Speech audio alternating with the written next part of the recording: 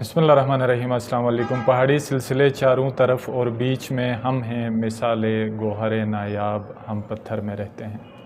ہمالیہ، ہندو کش، قراقرم، تین عظیم بڑے پہاڑی سلسلوں کے سنگم پر واقع ایک یونیک خطہ۔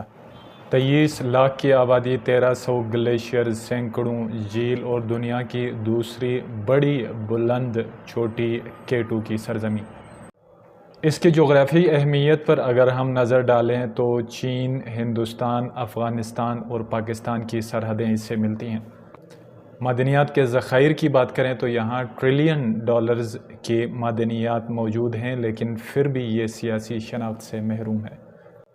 البتہ اس کی انتظامی حیثیت کی بات کریں تو پاکستان کی حکومت یہاں پر قائم ہے۔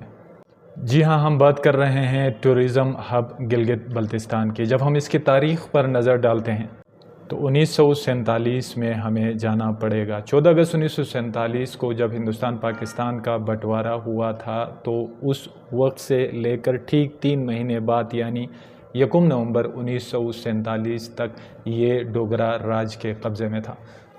1846 کو جب پنجاب میں اینگلو سکھ وار لڑی گئی تو انگریزوں نے سکھوں کو شکست دی، لیکن گلاب سنگھ نے چونکہ انگریزوں سے وفاداری کی تھی، اس وجہ سے اس وفاداری کے عوض میں کشمیر کو صرف 75 لاکھ میں انگریزوں نے مہاراجہ گلاب سنگھ کو بیچا، جس کے بعد ہی ریاست کشمیر وجود میں آئی اور اس کی ایک یونٹ گلگت بلتستان تھا۔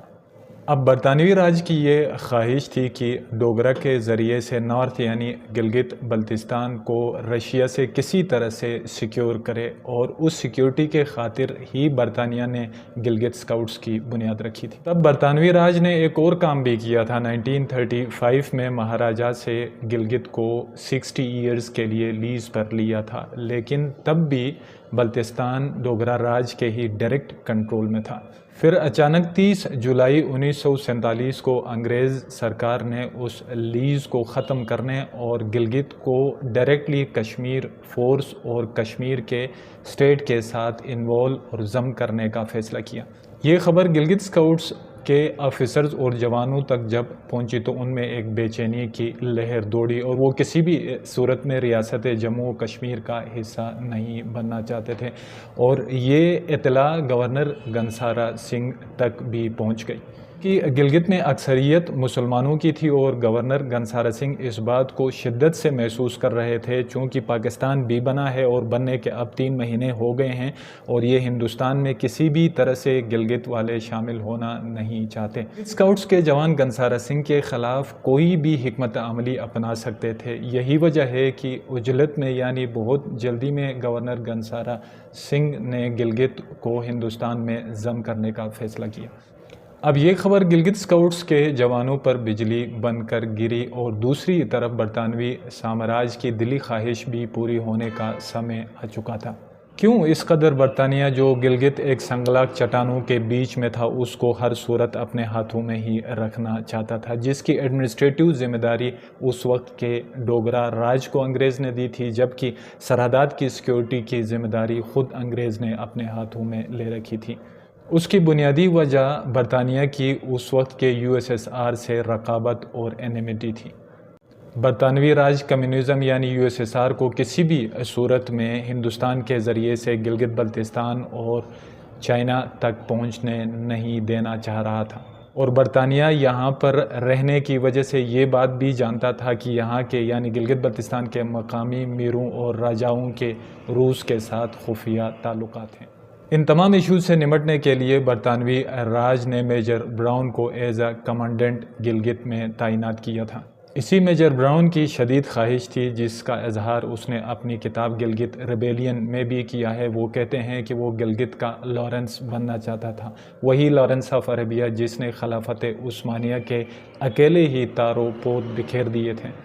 میجر براؤن کے سامنے ڈوگرا راج ایک بہت بڑا ہرڈل تھا۔ وہ اپنی سوچ اور برطانیہ کے پالیسی کو عملی جامہ پہنانے کے لیے سب سے مشکل اس کے سامنے جو دیوار تھی وہ ڈوگرا راج کی تھی، اور وہ کسی بھی صورت میں ان کا خاتمہ چاہتا تھا اور گلگت سے ان کی سرکار کو لپیٹنا چاہتا تھا۔ دوسری طرف میجر براؤن یہ بھی جانتا تھا کہ پاکستان بنے ہوئے اب 3 ماہ ہو گئے ہیں اور گلگت بلتستان کے لوگ مسلمان ہونے کی وجہ سے پاکستان کی طرف ہی جھکاؤ رکھتے ہیں، اور اسی کا اس نے فائدہ اٹھایا اور گلگت اسکاؤٹس کے آفیسرز میں بغاوت کی لہر دوڑا دی تاکہ ڈوگرا راج کو یہاں سے چلتا کریں، اور اس کے بعد گلگت میں جو ایک لولی لنگڑی حکومت بنے گی، یقیناً میجر براؤن کا خیال تھا کہ یہ اس کے زیر اثر ہوگی اور برطانیہ کی جو پالیسیز ہیں اس کو نافذ کرنے میں اس حکومت کے ذریعے سے میجر براؤن کو آسانی ہو سکتی تھی۔ ڈوگرا کے خلاف مہم چلانے کی ذمہ داری اس وقت کے صوبیدار میجر بابر خان کے سپرد کی گئی۔ ڈوگرا کے خلاف قیام کا راستہ ہموار کرنے کی ذمہ داری اس وقت کے گلگت اسکاؤٹس کے سینئر آفیسر صوبیدار میجر بابر خان کے حوالے کی گئی، جس نے یہی خفیہ اطلاع گلگت اسکاؤٹس کے جوانوں تک پہنچانے کے لیے یہی ذمہ داری اس وقت کے کوارٹر ماسٹر فدالی کے حوالے کی۔ یہ اکتوبر 1947 کے آخری ہفتوں کی بات ہے کہ جب کوارٹر ماسٹر فدالی نے گلگت چھاؤنی کے اندر ہی جوانوں کو خفیہ طور پر جمع کیا اور ان سے ڈوگرا کے عزائم اور گلگت بلتستان کے اس کے خلاف آئندہ کی حکمت عملی پر جب گفتگو کی تو جوانوں میں آزادی کا جذبہ موجزن ہوا۔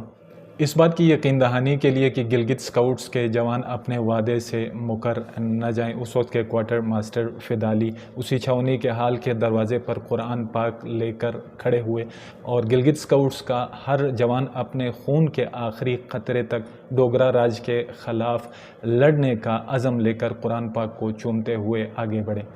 یہ سب کچھ میجر براؤن پیچھے بیٹھ کر ایک سازشکار کے طور پر دیکھ رہے تھے، اور پل پل کی خبر بھی اس میجر براؤن تک پہنچ رہی تھی۔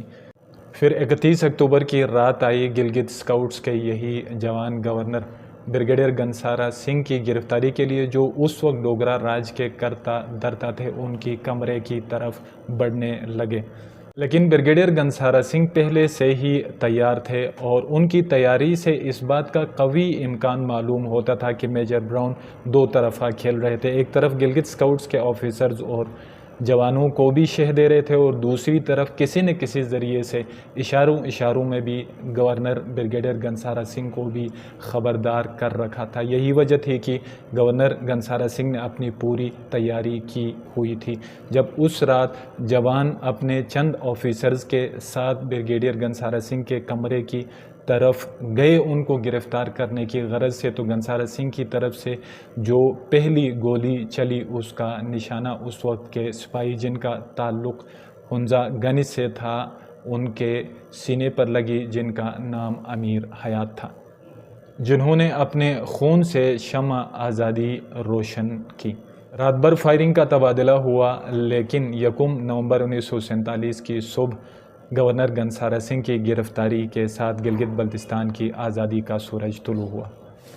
دوسری طرف یونین جیک اور ڈوگرا راج کا پرچم سرنگوں ہوا۔ یہ خالصتاً ایک ملٹری کو تھا، یہ کوئی سیاسی یا عوامی انقلاب نہیں تھا جس کی سربراہی ایک پولیٹیکل لیڈر کیا کرتا ہے۔ جو ہی یہ خبر گلگت بلتستان میں جنگل کے آگ کی طرح پھیل گئی تو کیا جوان، کیا پیر، کیا مرد، کیا عورت، ہر کوئی اس بغاوت میں حصہ لینے لگا، اور یہ دنیا کی واحد اور یونیک جنگ تھی جو ڈنڈوں اور پتھروں سے، بغیر کسی باہر کی مدد کے، بغیر یہاں کے لوکل لوگوں نے ڈوگرا راج کے خلاف لڑی، جن میں سویلینز کا بھی کردار ناقابل فراموش تھا۔ ان میں سے ایک عظیم نام اس وقت کے بختاور شاہ کا، جو ایک مجاہد تھے جن کا تعلق ہراموش سے تھا، انہوں نے بھی اہم ترین کردار ادا کیا تھا، جس نے سینکڑوں ڈوگرا ملٹری کے جوانوں اور آفیسرز کو گرفتار کیا، اور اکیلے ہی ان میں سے اکثریت جن کو گرفتار کیا تھا بونجی چھاونی پہنچا دی۔ بالآخر ایک مقامی حکومت قائم ہو گئی، لیکن اس کی مدت صرف 16 دن تھی، جس کے پریزیڈنٹ اس وقت کے شاہ رئیس خان تھے، جو ایک راجہ فیملی سے تعلق رکھتے تھے، اور اس کے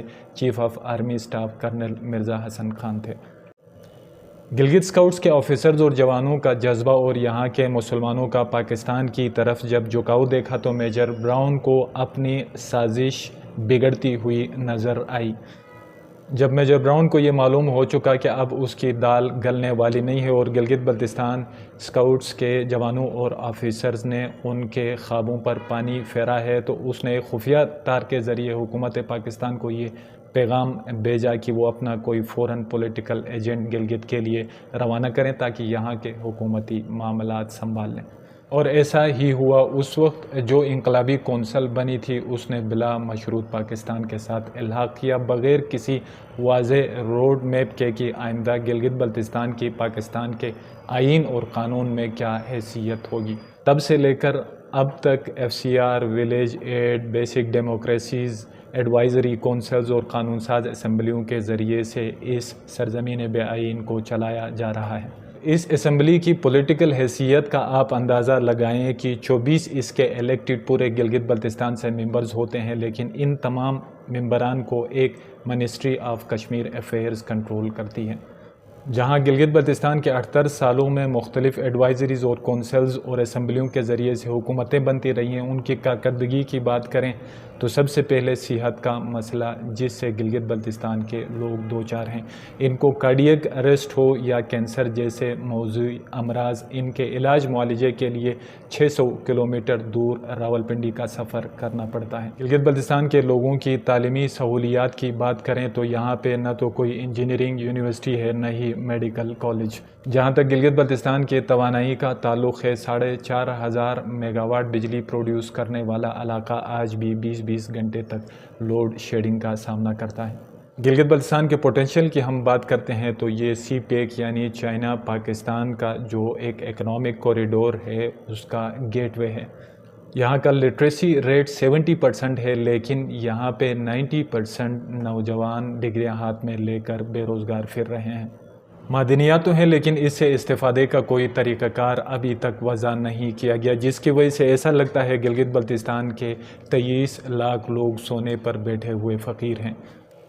گلگت بلتستان کے لوگ یہ پوچھتے ہیں کہ آخر بلا مشروط الحاق پاکستان کے ساتھ کرنے کا یہی سلسلہ ہے، کب ہمیں سیاسی شناخت ملے گی، کب ہم اپنے معدنیات سے صحیح طور پر استفادہ کر کے گلگت بلتستان کے لوگ ایک سیاسی اور معاشی قوت بنیں گے۔ گلگت بلتستان کے لوگوں کی اس بے چینی کو صرف اور صرف پاکستان ان کو سیاسی شناخت دے کر اور آئین میں ایک واضح حیثیت دے کر ہی ختم کر سکتا ہے۔